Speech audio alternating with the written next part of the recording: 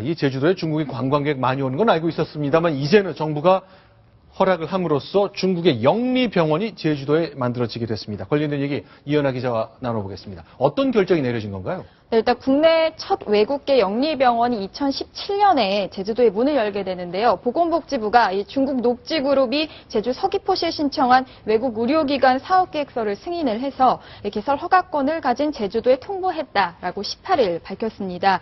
이 녹지국제병원 제주도가 두 번째 승인을 요청한 데다가 원희룡 제주지사가 이날 이미 충분한 논의를 거쳤다라고 밝혔기 때문에 곧 허가가 날 것으로 보입니다. 네, 제주도의 서귀포 지역에 있는 한 곳인데 일단 중국 상하이 시가 한 50% 지분을 갖고 있고 또 김대중 정부가 그 기초적인 제도의 토대를 놓은 이후에 13년 만에 처음 허가됐습니다. 저 땅에 앞으로 빠르면 1년 반쯤 뒤에 병원이 들어선다는 거죠.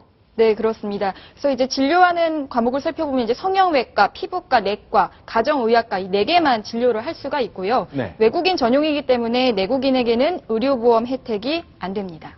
자, 그럼 이동혁 차장께 질문 드릴게요. 그러니까 지금 얘기가 병원이 이익을 낼 수 있는 영리병원이 처음 허가가 됐고 그게 이제 중국계에 허락이 됐다는 거잖아요. 그렇습니다. 그동안 병원은 이익을 내서는 안 됐었나요? 맞습니다. 국내 의료 관련 법들은요, 모두가 비영리법인이 이 병원을 운영하게 규정을 하고 있고요. 네. 비영리법인이다 보니까 발생하는 수익을 외부로 가져가지 못하도록 규정을 하고 있습니다. 즉, 투자자들이 아무리 돈을 내서 병원을 지어봐도 병원 내에서만 그 수익금을 써야지 그 이익을 주주들에게 돌려줄 수가 없었습니다. 그러다 보니까 대규모 투자가 이루어지지 않았던 것이죠. 시청자 여러분들께서 많이 알고 있는 뭐 삼성이라든지 아산병원이라든지 이렇게 대규모 대기업들이 운영하고 있는 이런 그 병원들 역시 사실은 비영리 법인이 별도로 설립이 돼 있는 상태에서 네. 병원을 운영하기 때문에 기업 이익과는 아무런 상관이 없었던 거죠. 그런데 네. 이번에 처음으로 이 영리 법인이 이 병원을 운영할 수 있게 허용이 되면서 여기에서 발생한 이익을 중국 투자가들이 회수를 할 수 있게 된 거고 그렇다 보니까 대규모 투자가 일어나고 더 많은 고용도 일어날 수 있다라고 보는 게 정부의 시각입니다. 자, 저렇게 아름다운 제주도에 관광 온 사람들이 이제 건강검진도 받고요. 그렇죠. 뭐 피부과도 다니고 또 성형하는 분들도 있고 이래서 이제 일자리도 만들고 이익도 내겠다는 건데 궁금합니다. 그런데요, 이게 제주도에만 먼저 생겼습니다. 그 이유가 있는 거죠? 예, 일단 외국인 전용 병원이고요. 네. 내국인은 의료보험 혜택을 받을 수가 없습니다. 그러니까 원칙적으로 내국인을 이용하지 말라는 건데, 그래서 우리나라 8개 경제자유구역, 즉 제주도라든지 인천, 송도라든지 이런 경제자유구역을 한해서 외국인 영리병원을 허가해 준다는 것이 정부의 입장이고 최초로 문을 연 것이 이번 제주도 영리병원인 것이죠. 그러면 이제 앞으로 뭐 인천 뭐 이런 데는 생기지만 서울에는 생길 수 없는 거네요. 그렇죠. 서울은 경제자유구역이 아니기 때문에 서울에는 원칙적으로 영리병원이 생길 수는 없습니다. 자, 그런데 이제 그동안 반대도 좀 많았다고 들었어요. 또 사실 13년 만에 제도가 만들어진 지 13년 만에 생겼는데 걱정하는 분들도 꽤 있는 것 같아요. 그렇죠? 네, 많은 분들이 걱정을 하고 있습니다. 네. 가장 우려되는 대목은 바로 이겁니다. 이 고소득층, 한국 안에서도 고소득층들만 이용하는 이렇게 선택받은 사람들만 이용하는 그런 의료시설이 되는 것 아니냐 이런 지적의 목소리가 하나 나오고요. 또 한 가지는 건강보험이 적용되지 않다 보니까 이런 차별적 제도가 운영이 되다 보면 혼란을 줄 수 있다 이런 우려가 나오고 있고요. 마지막으로는 내국인들의 일반 의료비까지 덩달아 끌어올리는 그런 부작용을 낳을 소지가 있다. 이런 주장들을 펴왔기 때문에 그동안 이 영리병원이 도입이 되지 못하고 있었습니다. 사실 우리 정부 내에서도 생각이 좀 달랐거든요. 이제 보건복지부는 걱정되니까 보험 체계 흔들릴 수 있으니까 하지 말자 그랬고 기획재정부 같은 곳에서는 아니 이렇게 좋은 기회를 왜 놓치느냐라고 얘기했습니다. 자, 박상훈 의원께 좀 질문 드려볼게요. 네. 자, 저렇게 이제 물꼬가 튀었기 때문에 앞으로 우리 의료보험 체계가 굉장히 자부심이 큰 좋은 시스템인데 네. 와장창 무너질 가능성도 있다 이렇게 보는 시각도 없지 않습니다. 어떻게 생각해야 될까요? 그런 시각도 없지 않고 아까 서비스 발전 기본법을 기본적으로 그 야당이 반대하는 이유도 이제 의료 영리화인데 네. 저는 그것은 그 지나친 걱정이라고 봅니다. 네. 현재 우리의 의료 체계는 지금 이러한 그 특수한 일종의 이 영리법원 그 외국인 투자되는 이 법원에 의해서가 아니라 기본적으로 의료법 체계에 의해서 어떤 의료보험 체계가 갖춰져 있기 때문에 이것이 이런 것이 허용됐다 해서 그 체계를 허물 수는 없는 것이고요. 네. 그리고 저랑 아까 그 무슨 내국인 의료비나 이런 부분은 현재 그 다른 수가제나 다른 제도에서 이미 통제가 돼 있고 이 체계는 저것보다 훨씬 더 광범위한 아주 여러 개의 그물망으로 쳐져 있기 때문에 네. 저것이 어떤 그 의료 체계를 민영화 흔들지는 못할 것이다. 저는 그렇게 봅니다. 일단 700억 원 정도가 중국이 투자하는 거거든요. 이렇게 만드는데 의사 9명 고용하고요. 간호사 28명 등 전부 134명의 고용을 약속했습니다. 제주도에 그만한 일자리가 생긴 거라 가족까지 합치면 300명, 400명 정도에게는 새로운 기회가 되는 건데요. 자, 관리도 잘 해야 될 것 같습니다. 걱정이 현실로 되지 않도록요. 자, 정리해 보겠습니다. 다음 소식 넘어갑니다. 이번엔 국내 정치 이슈로 돌아오겠습니다. 순위 확인합니다.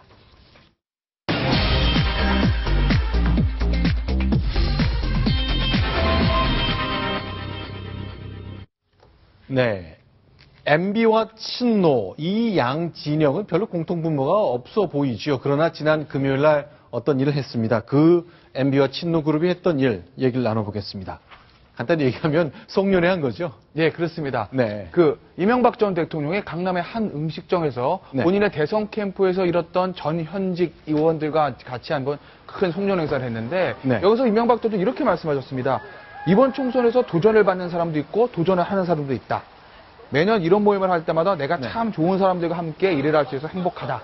이렇게 얘기하면서 참석한 현역 의원들의 어떤 지역구 소식까지 네. 하나하나 다 꼼꼼히 물으셨다고 하는데 네. 작년과 비해서 확실히 분위기가 좋아졌죠. 네. 올해 들어서 4대강이 사실 재평가받고 있지 않습니까? 네. 어떻게 보면 이명박 대통령하고 4대강은 뭐 이명박 대통령 실정의 어떤 그 원흉으로 이렇게 평가를 받았었는데 네. 올해부터 와서 4대강에 재평가되는 분위기, 굉장히 그 MB 쪽의 분위기가 예전에 비해서 훨씬 더 좋아졌다는 걸 느낄 수 있는 모임이었습니다. MB의 남자라고 불렸던 이재호 의원이 옆에 있는데 이재호 의원이 박근혜 정부 들어서 늘 인상을 찌푸렸는데 웃는 모습 참 오랜만에 보는 것 같습니다. 자, 과연 기자들의 질문에 이명박 대통령은 뭐라고 얘기를 했을까요? 당시로 돌아가 보겠습니다. 어제에 이어서 은혜교 시즌 모임을 하시는데 지금 퇴원되거든요. 뭐 어떻게 해석을 해야 될까요? 아니 매년 해요. 의원들 보면요 내년 총선에 이제 출마하실 분들이 좀 많이 계시잖아요. 작년에도 그렇고 금년도 그렇고 멤버도 똑같아. 아니, 아무도 술 마실 대통령한테 물으면 어떡해. 그렇지. 술 마실 사람한테 물어야지. 그럼 지원 계획이나 조언하실 말씀 같은 거 가지고 계세요?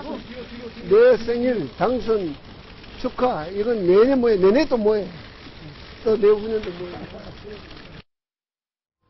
자, 근데 눈에 띄는 게요. 자, 강남에 있는 한 고깃집에서 만났는데 계속 저런 모임 할 때마다 메뉴가 미국산 쇠고기라면서요.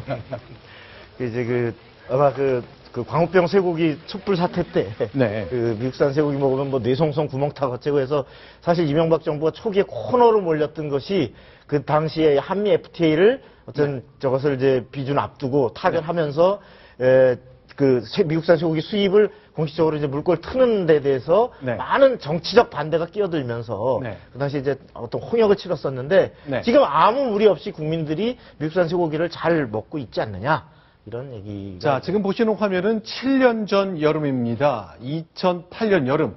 이명박 정부 1년차 여름을 뜨겁게 달궜던 저 시위인데 우리는 정말 망각의 동물인 건 맞는 것 같습니다. 저렇게 광화문 네거리를 뒤덮었던 저 촛불 시위대 그 후로 7년 동안은 미국산 쇠고기에 대한 우려는 한마디도 들리지 않고 있습니다. 자, 10년쯤 되면 점검을 좀 해야 되는 걸까요? 자, 그러면요. 자, 최근에 이제 이명박 정부 사람들이 뭐 장관, 청와대 수석 출신들이 내년 총선도 출마하는 것 같은데 며칠 전에 또 경기도에 있는 여주를 찾았잖아요. 네네. 그 영상 보면 정말 감회가 남다를 것 같네요. 세상이 좀 바뀌었구나 싶은데 자, 4대강이란 말이 박근혜 정부 들어와서는 금치거였잖아요. 그렇습니다.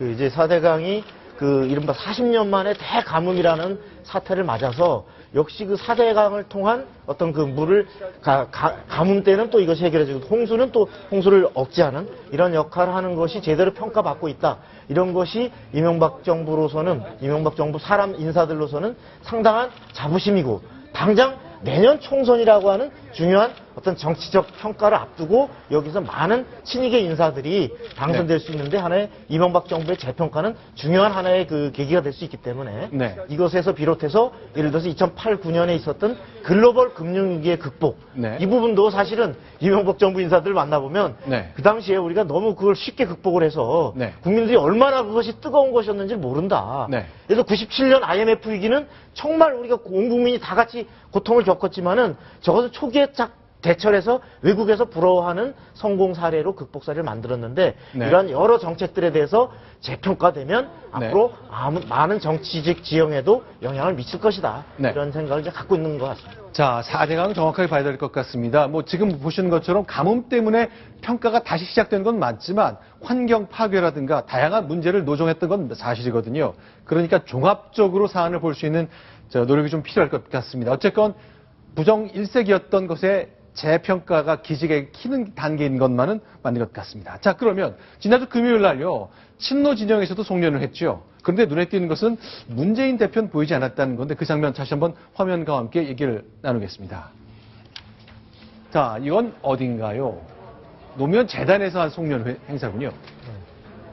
노무현 재단에서 주최한 송년 행사였는데 네. 그 많은 친노 인사들이 특히 내년 총선에 출마할 많은 현역 의원들 또 출마 희망자들이 많이 모였고 특히 친노의 좌장격인 이해찬 전 총리 이렇게 포함해서 한 600여 명이 참석을 했는데요.